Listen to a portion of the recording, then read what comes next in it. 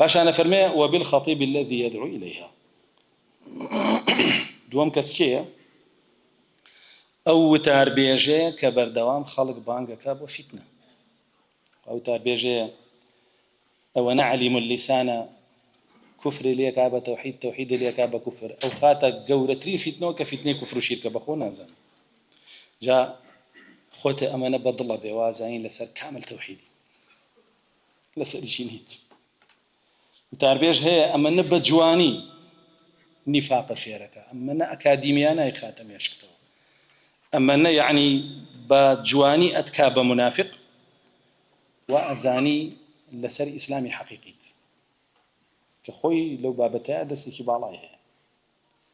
برو جو بقرا لك قبر برستيا بزانه شلون فيري قبر برستيتك من جوان فيريك من ركوبك هنا اما نبنرمونياني هنا واحد الاخوات وري ابي ما مساء او الطواوار برو هي فيري بدعتك اما نبنرمونياني وانا بجواني فيريك انا بتو يا رسول الله صلى الله عليه وسلم اني بتشينا دجالون كذابون وكتشون لا صحيح البخاري ومسلم هات وفرمي ستكون دجالون كذابون يحدثونكم بما لم تسمعوا أنتم ولا آباؤكم. فرميكم الله دجال كذاب فيا ابن دينك تان في ألين بابا بينان تان لسرو دين النبو يعني ما بس ديني صحابة كان نية ديني تابعية كان نية ديني تابعي كان يجنيه باشا دينك كيتر بوان دارج دا ويا أخوان دان رشتو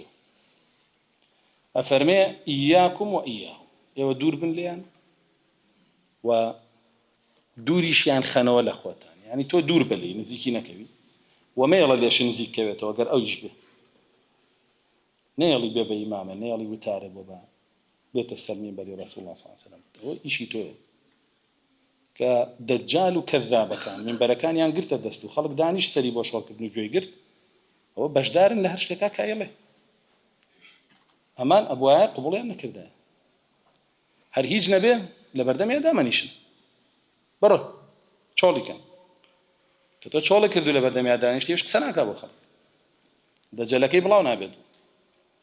و فرمی خودتان لیان دور کنو و اگر هاتیش نزیک بنو لیتان دوریان خنو بو فرمی لا يضلونكم ولا يفتننكم فرمی چه گمرات آن کن و توشی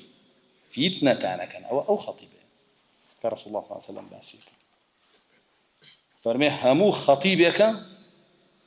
كزبانك تيجي هيا يدعو الناس إليها جابت شي وصفيك مسقع كل خطيب مسقع يعني لطبقيك أقساك كتوب معجبية بي المنافقين وان رسول الله صلى الله عليه وسلم فرمي وإن يقولوا تسمع لقولهم ومن الناس من يعجبك قوله في الحياة الدنيا ورسول الله صلى الله عليه وسلم فرمى جاء روايته معجبي قولي منافقين بي كي رسول الله صلى الله عليه وسلم وما بدر بلي وفرمى برسول الله صلى الله عليه وسلم فأعرضوا عنهم إنهم رجس بشتي أنت يا كمان هي وانين جوان لقري أو أنا بيسن رجس يعني بيسعين أما إمام نية هي وين يبي كيف بيشايخ أما بيسعية هو قال جوي لقري بوقسي جوان بيتي سيجواني بيه و هاتكوا فرمي يعجبك قوله قسقاني سرسامتك أولا جوانا جابت هايبت كباسي الدنيا وبوك كباسي الدنيا وبوك وإرازينيته يترتو اعتيادي ولي يقريتو الله يواعي جابوا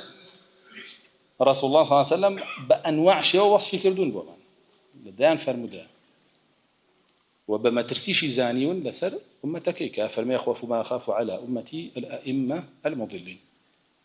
ومن الزار بما ترسيه زانم لسر أمتك كم شيء أعوان إمام مضلين كخلق برو فتنة وقم رأيك وأفرمي أخوف ما أخاف على أمتي منافق عليم اللسان الزار بما ترسيه زانم لسر أمتك منافقك كتشيبك عليم اللسان به يعيرهم بفصاحته أو أنا بليغ به أو أنا روان بيش به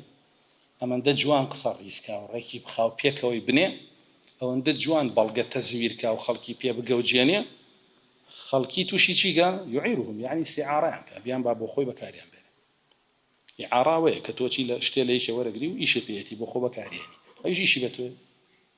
ئەو با بۆ خۆی بەکارێنێ چەند سەرکردە و خەتیب و هینی وهات خەڵکێکی بر بۆ خۆی بەکارێنا و دواییشت وەکو کردەواری ئەڵە پولی پێوەنە چەندی وهات چەندی تر ئێستا وا ئەکا خەڵک بە دواوەیەتی تۆ کەی تێگەی کەی فێرەبی تۆ زانین لە فیتنای کە دوای ئەمە کەوتووی کە گوێگری ئەمەی کە پشتیوانی ئەمەی کە سەرخەری ئەمەی چ جای خۆ ئەوە بی جاری وایە بیتە وتەبێژیەوە زمان حاڵیەوە لە تۆڕە کۆمەڵایەتیەکانە لەو پەڕەیی کە خۆت بەکارێنی زۆر کێشەیە تۆ لە فیتنایە جاگەرە و خەڵک بەو زمانی بۆ کوفر بانکە تۆ لەگەڵ یابی و جوابە یابێتەوە لە چێ لە کوفرای بۆ شیرک بێت لە شیرکای وەکو